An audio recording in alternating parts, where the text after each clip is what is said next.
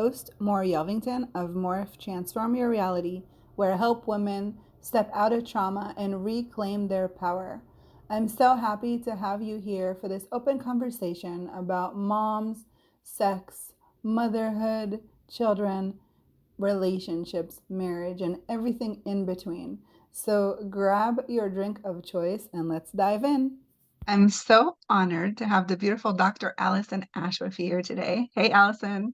Hi there, how are you? I'm I'm great. And I'm so happy that you're here. I'm really excited for this conversation. So why don't you introduce yourself and tell our listeners a little bit about what it is that you do?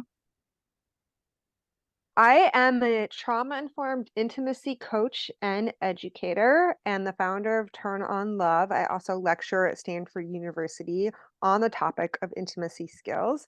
And what's important to me is to help people feel empowered sexually, which I view as being able to really have courageous self-awareness, knowing your own self, your emotional landscape, your needs, your boundaries, your desires, your priorities, and then having radical self-expression, to be able to share your experience with other people, to be able to advocate for yourself, to show up vulnerably and with power and clarity.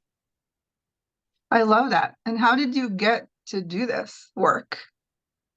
Well, I have a PhD in sociology where I specialized in gender and sexuality. And intimacy skills have always been interesting and for much of my life challenging for me because my parents did not model intimacy very well for me. And intimacy is a skill. Like any skill, it's something that we can get better at with proper instruction and practice. But I think for so many of us, we don't have access to that because it's not well templated for us in society at large. In our school systems, we're not taught intimacy skills. And in many of our family systems, it's not modeled for us well.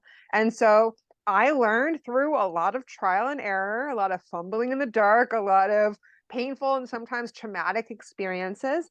And I think that whenever you get really good at something that wasn't obvious for you, it wasn't the water you were swimming in, you had to learn it through that trial and error. And of course, through all of the trainings and work that I've done to gain these skills and gain access to better modeling and templating, it's easier then to teach other people because you know the building blocks, you know how to talk about it in a way that makes it feel more accessible to other people. And then on top of that, you are relatable because you've been there. You get what it's like to not know how to have the kinds of relationships you desire and how empowering it can be to be able to get there.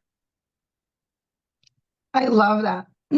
So what is some, I want to say, what are some tips that you can give our listeners to really rekindle that fire, that love in their marriage? Well, I mean, this is something I work with so many of my clients around because the reality is, in the course of a long term relationship, intimacy is not going to be a static experience. There are going to be times in a relationship where intimacy feels more abundant, more accessible, more organic. And then there are going to be times in a long term relationship where it feels really far away and distant and inaccessible or forced or full of pressure.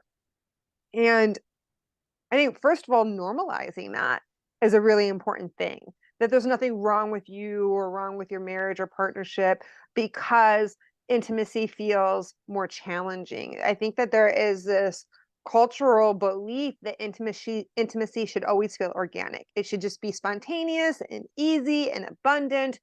And when we are in new relationship energy, right? Those 4 to 12 months when you're forming a new relationship, your brain is flooding your body with heavy doses of oxytocin, serotonin, norepinephrine, dopamine, endorphins, all of these chemicals and hormones that give you a sex drive like you're 16 again and you're horny all the time and you can just jump right into bed and have quickie sex and it feels easy and accessible.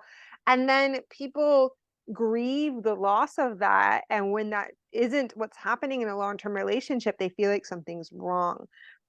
But when we're in a long term relationship, We have to acknowledge that desire is something that isn't this initial ready state. We feel desire, then we have sex. What happens much more often is that we need to engage in the types of activities and interactions and behaviors that create the opportunity for desire to come online, for us to start to feel desire as an experience is unfolding. But if we feel like we have to feel desire before we start a sexual experience, then we're going to have much less sex or sexual interactions because we're not ready for it. And I think part of what's tricky here is that a lot of people feel like there's a risk to experimenting and exploring what's possible. Because if I don't feel a lot of desire, but my partner wants to be sexy with me, and I'm like, okay, like I can give it a chance and see how I feel. But then I feel like if I don't get there, if I don't access my desire, my partner is going to be deeply disappointed, or I'm going to be a tease, or I'm going to have led them on, or that I'm going to have to do it anyways, even though I don't want to because I started. Then the risk, the cost of exploring what's possible is so high that a lot of people just take themselves out of the running altogether because it just feels too costly. Right. And I love that you talked about creating opportunities that create desire. So maybe you can share a little bit what would that look like? What is that something that people what would you do? Yeah. The first thing is thinking about what's going to help you get back into your body. The reality for so many of us is we work very heady cognitive jobs. If you are a parent, you can get stuck in parent role, mom brain, where you're constantly tracking other people, taking care of other people's needs. You are oftentimes exhausted, whether you're a parent or not. We just push ourselves to the edges of our capacity all the time.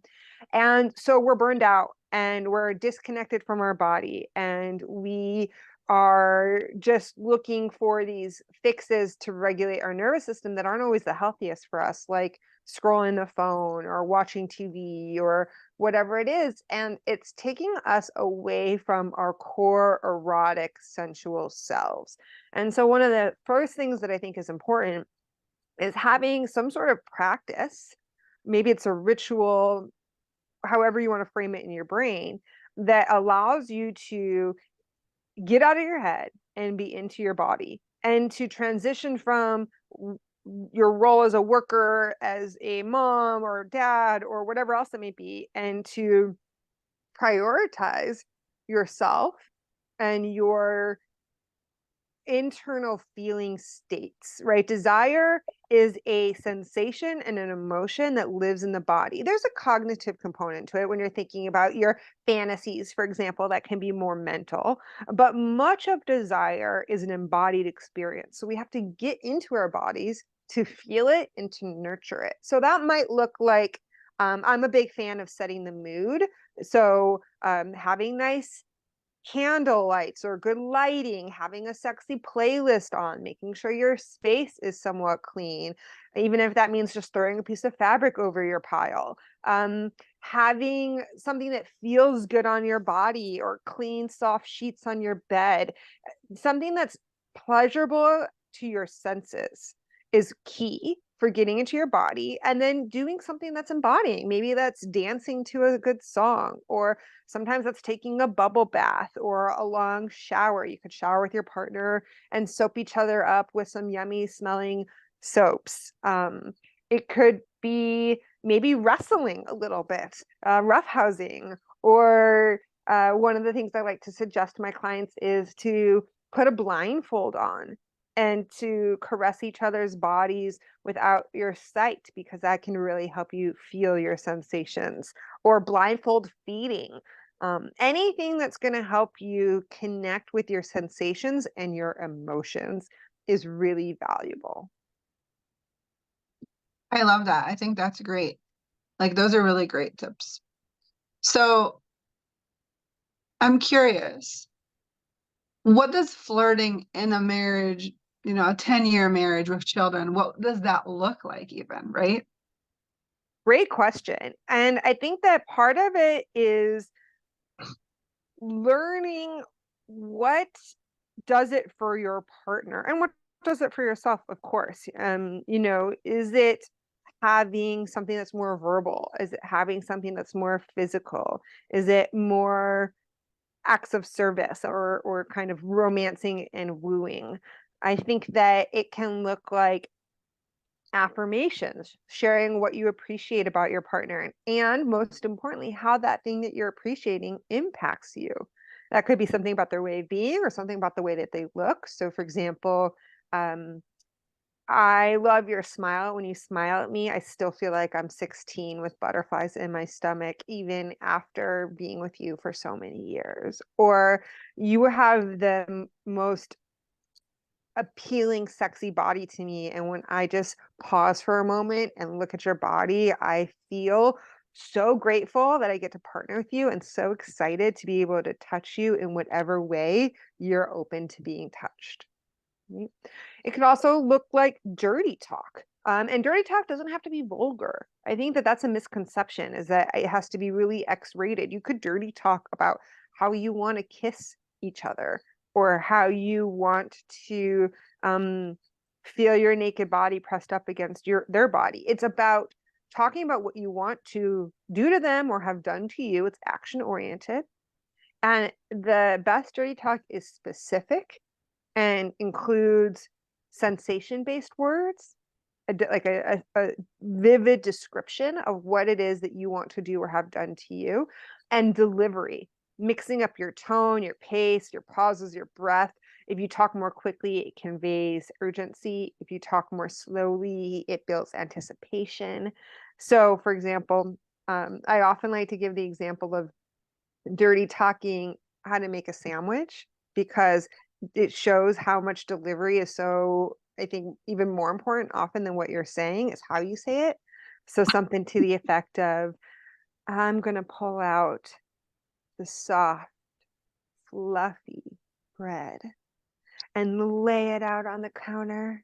And then I'm going to get the peanut butter and jelly and I'm going to spread it all over that bread until it's sticky and gooey and dripping.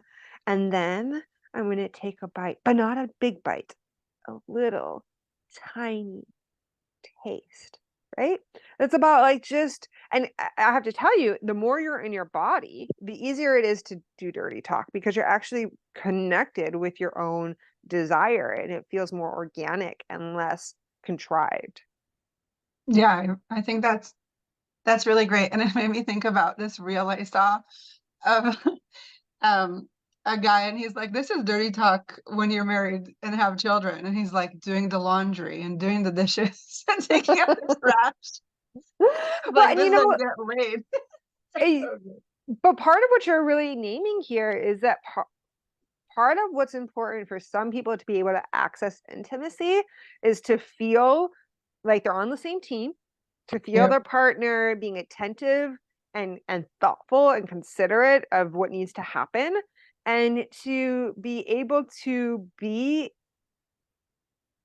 less focused on the to-do list. And the reality is that to-do lists are never ending. There's always going to be chores that need to happen. There's always going to be errands that need to be run. And a lot of people can use this as an excuse, or if not an excuse, at least as an obstacle or a barrier to intimacy, because it's never going to be all done.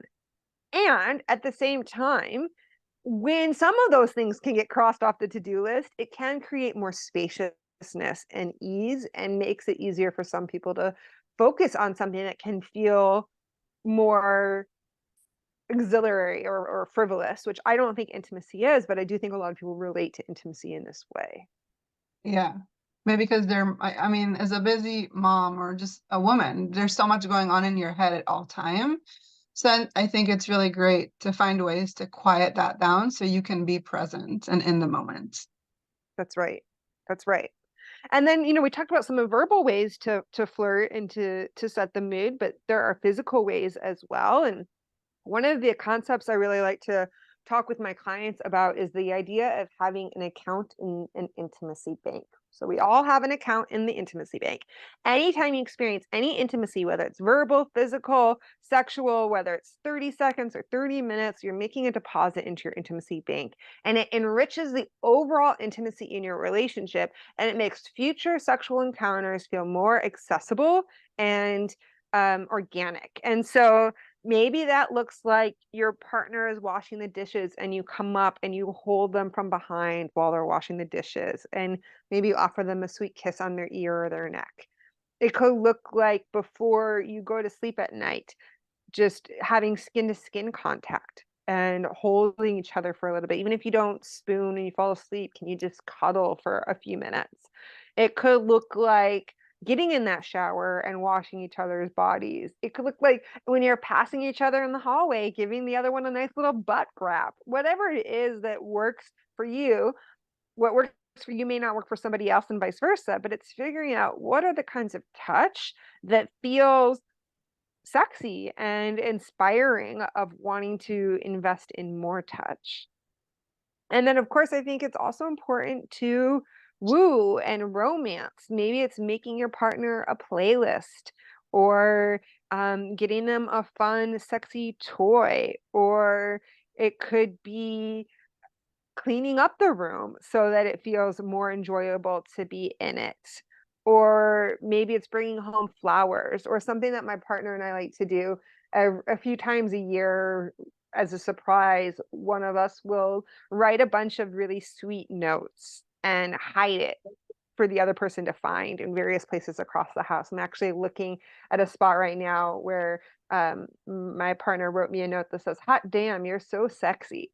And I found that maybe 6 months ago, but I just love it so much. I have it up on my mirror that I get to see. So whatever it is, it's just like thinking about how can you romance and woo and seduce without having the need or expectation that it's going to immediately translate into sex, but that you are feeding the intimacy in a broader way that does make sexy time feel more accessible even if it's in the long run and not in that specific moment. Yes, I love that so much. This is such great, amazing, valuable information. I really love it. So if our listeners want to find you and I know that you have something really great coming up. Do you want to share about that? Sure. Yeah. So my website is turnon.love. If you go there, you'll find a bunch of information about my coaching practice. I offer complimentary consultations for folks who are curious how I might be able to support them having the level of intimacy and connection that they're craving, whether they're couples or individuals. I also have a bunch of on-demand workshops that you can rent from home, as well as some live offerings that are both in person in the Bay Area as well as virtual. And then in January, as you mentioned, I am teaching my 2-month-long course called Sexual and Emotional Intimacy Skills. This is actually also a course I get to teach at Stanford University, but I love taking it outside of academia and offering it to the masses.